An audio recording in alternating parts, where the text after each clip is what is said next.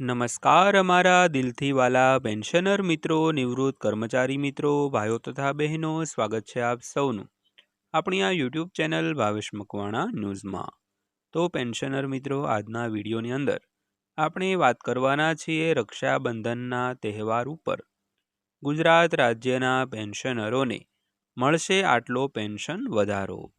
તો પેન્શનર મિત્રો, હવે ટૂંક સમયમાં રક્ષાબંધનનો પવિત્ર તહેવાર આવી રહ્યો છે, એટલે કે 28 તારીખે રક્ષાબંધનનો તહેવાર છે। તો આ તહેવાર ઉપર દરેક પેન્શનરોને પેન્શનમાં વધારો મળવાનો છે। તો કેટલો વધારો મળવાનો છે, જેની આજના વિડીયોની અંદર આપણી ચર્ચા કરવાના છીએ। તો દરેક પેન્શનરોએ વિડીયો જરૂરથી જોઈ લેવો, કારણ કે આજના વિડીયોમાં તમારે ખૂબ જ જાણવા જેવી માહિતી મળવાની છે। તો ખાસ કરીને જરા પણ સમય બગાડ્યા વગર આ વિડીયો તમે ખાસ કરીને જોઈ લેજો। અને વિડીયો શરૂ કરતાં પહેલાં એક નાનકડી એવી દિલથી નમ્ર વિનંતી કે જો હજી સુધી આપણી આ યુટ્યુબ ચેનલ તમે સબસ્ક્રાઈબ ન કરી હોય તો ડેઈલી આવી જ અપડેટ અને માહિતીઓ મેળવવા માટે આપણી આ યુટ્યુબ ચેનલ પણ અત્યારે જ સબસ્ક્રાઈબ કરી લેજો દોસ્તો। તો શરૂ કરીએ આજનો આ વિડીયો। તો સૌથી પહેલાં વાત કરીએ તો દેશભરના લાખો કેન્દ્રીય કર્મચારીઓ જુલાઈ માસના મોંઘવારી ભથ્થામાં વધારાની આતુરતાપૂર્વક રાહ જોઈ રહ્યા છે। તો સપ્ટેમ્બરના પ્રથમ સપ્તાહમાં સરકાર દ્વારા 2 થી 3% ડીએ વધારાની જાહેરાત કરવામાં આવે તેવું અનુમાન નિષ્ણાંતો દ્વારા કરવામાં આવ્યું છે। તો ખાસ કરીને હાલમાં ખૂબ આતુરતાપૂર્વક રાહ જોવાતી હોય તો તે છે જુલાઈ માસનું મોંઘવારી ભથ્થામાં વધારો।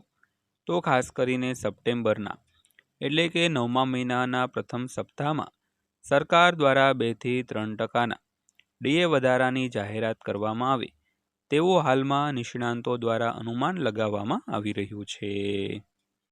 તો સૌથી પહેલાં વાત કરીએ તો ડીએ હાઇક। તો રક્ષાબંધન પર સરકારી કર્મચારીઓને મળશે ભેટ, એક્સપર્ટે આપ્યા સંકેત। તો હાલમાં દેશભરના લાખો કેન્દ્રીય કર્મચારીઓ 8મા પગાર પંચના અહેવાલની આતુરતાપૂર્વક રાહ જોઈ રહ્યા છે, પરંતુ તે પહેલાં સૌની નજર જુલાઈ માસના મોંઘવારી ભથ્થામાં એટલે કે ડિયરનેસ એલાઉન્સમાં થનારા વધારાની જાહેરાત પર ટકેલી છે।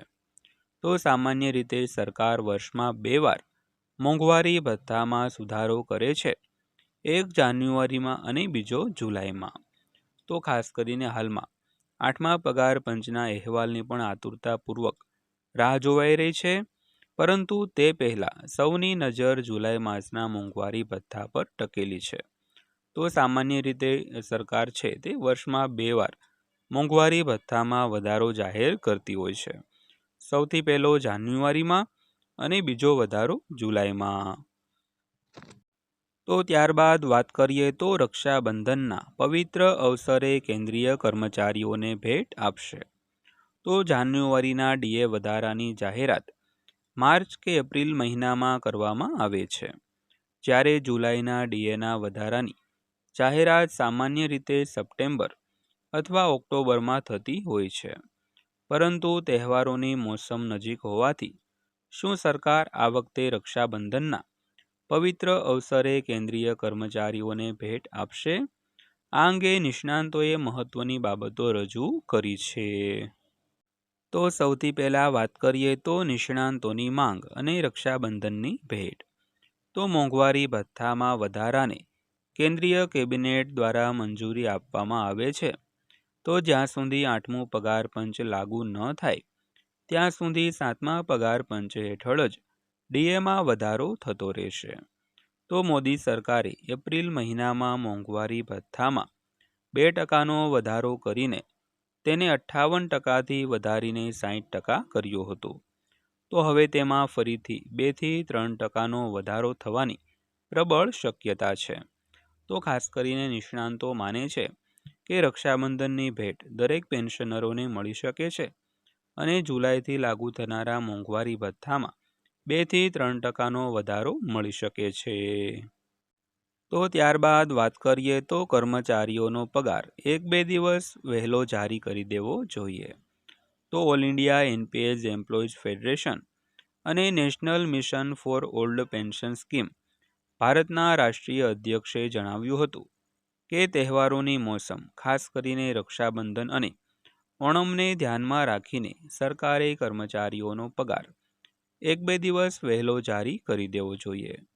આ સાથે જ જો સરકાર સપ્ટેમ્બરમાં મોંઘવારી ભથ્થામાં વધારો કરવાની યોજના બનાવી રહી હોય તો તેની જાહેરાત ઓગસ્ટના અંત સુધીમાં એટલે કે રક્ષાબંધનના અવસરે જ કરી દેવી જોઈએ. તો ખાસ કરીને આ મહિનામાં રક્ષાબંધનનો તહેવાર આવતો હોવાથી જે 1લી તારીખે પગાર અને પેન્શન જમા થતું હોય તે થોડુંક વહેલા જમા કરાવી દેવું, તેવું પણ આ બંને જે ફેડરેશન છે, બંને જે યુનિયનોએ છે તેના રાષ્ટ્રીય અધ્યક્ષે પણ જણાવ્યું હતું. તો ખાસ કરીને સપ્ટેમ્બરમાં જે મોંઘવારી ભથ્થામાં વધારાની યોજના બનાવી રહી હોય તો તેની જાહેરાત પણ ઓગસ્ટના અંત સુધીમાં એટલે કે રક્ષાબંધનના અવસર ઉપર જ કરી દેવી જોઈએ. તો ત્યારબાદ જોઈએ તો કેટલો ડીએ વધી શકે છે અને ડીએમાં વધારો કેટલો થઈ શકે છે. તો કન્ઝ્યુમર પ્રાઇસ ઇન્ડેક્સના ટ્રેન્ડ્સ અનુસાર આ વખતે ડીએમાં 3%નો વધારો થવાની પૂરેપૂરી શક્યતા દર્શાવવામાં આવી રહી છે. તો જો સરકાર 3%નો વધારો મંજૂર કરે છે તો કેન્દ્રીય કર્મચારીઓનું મોંઘવારી ભથ્થું વધીને બેઝિક સેલેરીના 63% થઈ જશે દોસ્તો.